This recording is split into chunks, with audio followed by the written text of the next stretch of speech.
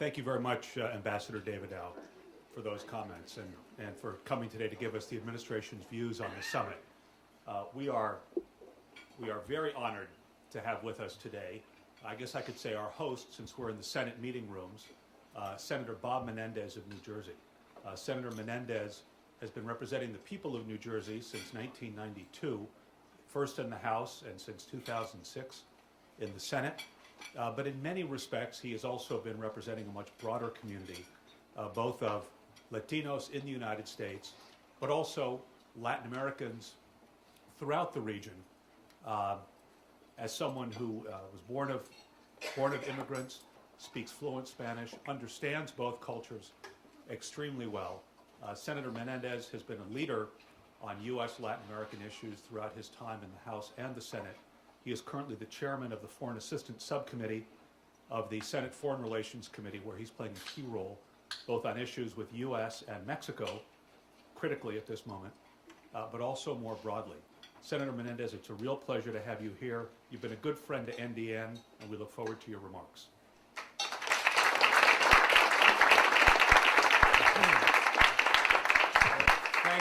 Thank you very much, Nelson, for that gracious introduction. You delivered it just as I wrote it for you, so I appreciate it. No, I'm just kidding. It was a very gracious introduction. I appreciate it. Ambassador Davidow, I don't know if I'm going to have more interesting things to say than you, but I appreciate your service coming back to help serve the new administration in the preparation of the summit, so we thank you for your service. I want to salute NDN, who has had such a great history of putting the question of Hispanic Americans in this country in a political context and our relationships with the hemisphere at the forefront of their agenda when many other elements of the democratic universe were not. And so NDN deserves all of our thanks and praise for what they're doing. And I want to apologize for being a little late. We have a budget that we are in the midst of. I sit on the Senate Budget Committee, among others, and we just had a series of votes in the Budget Committee, and we will continue that throughout the day as we try to bring that budget to the floor next week. So let me excuse myself for being a little late. I know that there are several ambassadors here today, and I want to give them all a special welcome. As public servants, our countries demand that we be problem solvers, and the diplomats who are here today are certainly the first in line of cooperation, an advanced team for building consensus. And it's no secret that in the past, some of you who may have felt unwelcomed or underutilized in Washington, well, I think there's a very clear message today, and those days are over. I think this is an administration and a majority in the Congress that wants to talk, that wants to engage, that wants to work together. No more doing the diplomatic equivalent of leaving the office at 4 o'clock. Now, I don't pretend that this is going to be easy, but with the Obama administration, I certainly think a new day has dawned for the hemisphere. We're here today in advance of the Summit of the Americas. That meeting isn't just an opportunity to tackle our common challenges. It's another chance, I believe, to be reminded how well and closely connected we are.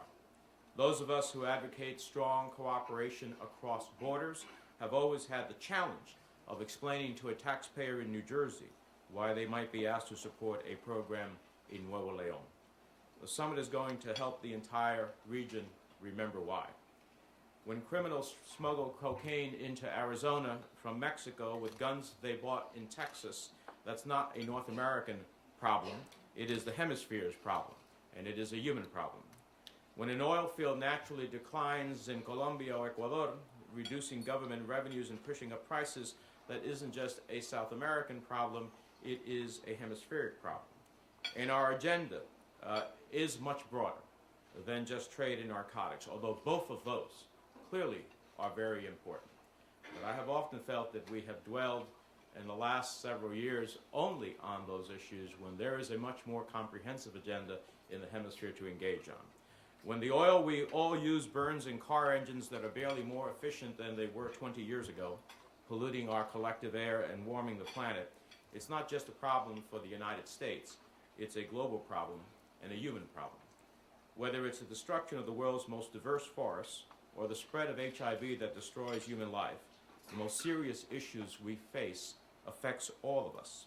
And much of what we are debating here in the United States, undocumented immigration, the question of developing more markets for goods of U.S. services and products, the whole question of narcotics and the dangers of what they promote in terms of the cartels of drug traffickers in terms of security, the whole question of biodiversity, the question of how we collectively work on global warming. Those and so many more are hemispheric in nature, some even more global than that, obviously, but hemispheric in nature. So, question of immigration, hemispheric in nature. And no agenda is complete if it's limited to just one or two of the extensive challenges we face. So I appreciate tremendously the opportunity for dialogue we have right here. I'd like to take just a couple of minutes to discuss strategies for increased cooperation in all of that very vast agenda in three specific areas: citizen security, democratic institutions, and economic development. First, I think our absolute number one joint priority is getting the global economic engine back to speed. Even our latest national intelligence estimate says that the number one challenge to the United States of America in terms of its security is the question of the economic situation worldwide. And without that, all other efforts at ending poverty or reducing violence would be like trying to swim upstream. They'd be more difficult even. They'd be trying to jump up a waterfall. There are a series of cascading failures on the part of financial institutions, investors, and regulators, both in the United States and around the world. The credit markets are frozen.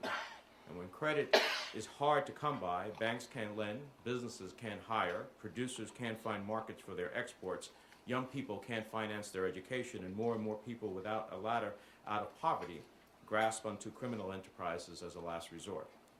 A crisis of this global scope demands global action. The United States can lead and is doing so, but every nation must do its part to provide both economic stimulus and meaningful regulatory reform. To help keep credit fluid around the world, I'm pleased to see that Secretary Geithner has proposed having the Treasury extend a $100 billion line of credit to the IMF as part of a greatly expanded $500 billion loan program. And in addition to working with the IMF, the World Bank, the IDB, and other institutions, there are other steps we can take to promote economic development in the hemisphere. As Nelson said, currently in the Senate, I chair the Senate Foreign Relations Subcommittee that oversees all of our foreign assistance, foreign environmental and economic agreements. We have to better make the case that foreign assistance is not just simply giving handouts. It's making investments in our mutual prosperity. When we extend credit to a woman in Guatemala, we are taking a small step towards building a market for American goods and new jobs here at home. When we train a police force in northern Mexico, we're striking a blow against organized crime that is already spilling over our border. And when we fix health systems in sub-Saharan Africa, we prevent diseases that kill Americans too. During his campaign for president, then Senator Obama stated that if he were elected, he would increase the development assistance to $50 billion per year by 2012. And I fully support those efforts. In fact, I just came from the Budget Committee meeting where we are trying to, even though we have in the chairman's mark significantly enhanced, and instead of having supplemental appropriations for that, which has become almost the routine expectation of the operations of the foreign assistance budget, a good chunk of it, about $49 billion, now exists in the chairman's mark. That's a dramatic increase. And as one of those strong advocates for a more robust international affairs account, I believe that maybe we can even do a little better as we move to the floor. One initiative that would put funding to good use is the Social and Economic Investment Act for the Americas that I have offered in a bipartisan group of senators that passed in the last Congress, providing $2.5 billion over 10 years for social and economic development in Latin America, using both the USAID and the Inter-American Development Bank. The goals are to nurture a public-private partnership and micro-enterprise development, reduce the time and cost of starting a business, increase access to credit, improve the investment climate, and strengthen the rule of law. The approach is to multiply the impact of U.S. investment to the creation of a matching fund for the private sector and member countries of the bank. The bill requires a 10% contribution from the recipient country to take responsibility for some of the projects and have their own stake in it. And it implements a rigorous evaluation and oversight system through impact assessments and an advisory committee to review all projects. It's one small step, but I think it would send an enormous message to the hemisphere that we're on a different track. And while we passed it in the committee last year and then got stalled on the floor, it seems to me that we are looking, as we speak to members of the committee and the chairman, about ways in which we may add some other provisions that need to be done and include it in a more omnibus type way that I think can move its way through Congress. And I think President Obama understands, in fact, this point very well, that foreign assistance, while important and needs to be one of our tools of peaceful diplomacy in the world, one of our valuable tools, one of the tools that we do not necessarily believe has been used as effectively as it can be, is important, but it has also its limits. But we haven't even approached that limit yet. More resources and better spent resources, combined with active diplomatic and economic engagement, will help build the institutions that create more stable political, social, economic systems. Let me talk about security for a moment. A deficit of development and institutional capacity has fanned the flames of citizen insecurity throughout the region. Mexico and Central America in particular have been plagued by increasing violence perpetrated by drug traffickers, organized crime, youth gangs, and other criminal groups. The recent rise in violence on the U.S.-Mexican border has made it onto the front pages and into the national view, and it's not hard to see why, especially considering the brutality of some of the events, ranging from confrontations with heavy weaponry where police have been vastly outgunned, to assassinations, abductions, and even violence against small children. To date, Congress has approved about $870 million for the Mérida Initiative, including not just military, but development assistance. And I hope we can see these resources lead to results as quickly as possible. We have been engaged with Ambassador Sarukan on the violence and drug trafficking in Mexico, and we look forward to continuing working with him on this issue.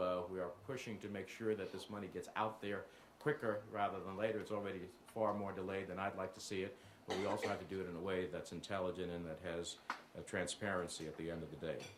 The problem of citizen security is not confined within single borders or single root causes, and neither are the solutions. I support a focus on institution building as a major part of any solution, including better training for police and judicial personnel, since in the long run it is institutions that are going to transform the region. It is the ministries of education and justice, health, and public security, elections commissions, along with strong financial institutions that will lay foundation for safer and more prosperous societies. The spread of disease, growing unemployment, the drying up of energy resources, the destruction of forests are no less relevant, no less urgent, and no less important to reducing poverty and crime. We cannot wait for the front pages of every major newspaper to report on violence spilling over our border to act. And finally, let me just talk about democracy. When we think about poverty, we often think about living on less than $1 a day. But poverty takes many forms.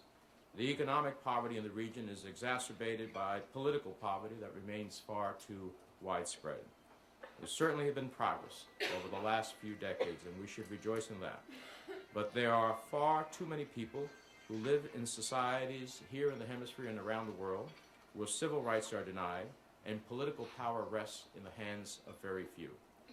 When we think about poverty, we need to consider all of its manifestations and recognize that it takes more than a meal to satisfy the drive for freedom, the longing to express oneself, and the right to take part in the political process.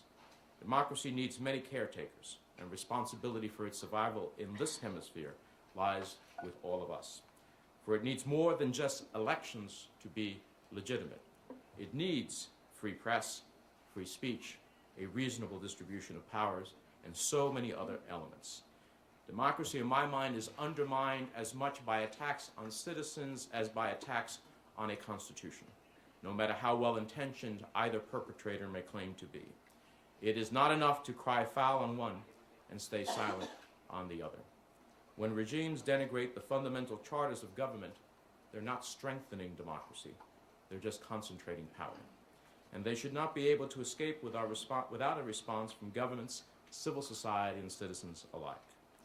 So let me close by saying giving greater mutual focus to institution building, cross-border development, and democracy is a strategy meant to improve the quality of life of all of our citizens.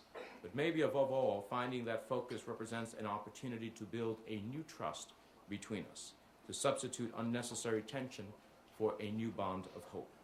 There's every reason to believe in that kind of progress, because we have already seen what we can achieve together. Cross-border investment has led to more efficient markets and greater trade in everything from flowers to chocolates to microchips. Together, we've developed revolutionary agricultural techniques that can both reduce hunger and end our dependence on fossil fuels. With the Tropical Forest Conservation Act, we protected millions of acres of forest, combining funding, expertise, and labor from countries and organizations. And any doubt that our cooperation knows no earthly bounds has been erased by the sight of Latin Americans and United States citizens flying together into space. I don't think there's better proof together that really there is no frontier we can't explore. We have the chance to bring forward this vision for cooperation, to understand the words of José Martí when he said, "Nosotros encendemos el horno para que todo el mundo cueza en el pan." We light the oven so that everyone may break bread, and ultimately partake of it. I look forward to working with all of you to make this vision a reality, and to the extent that there is time and no budget votes, I'm happy to answer questions.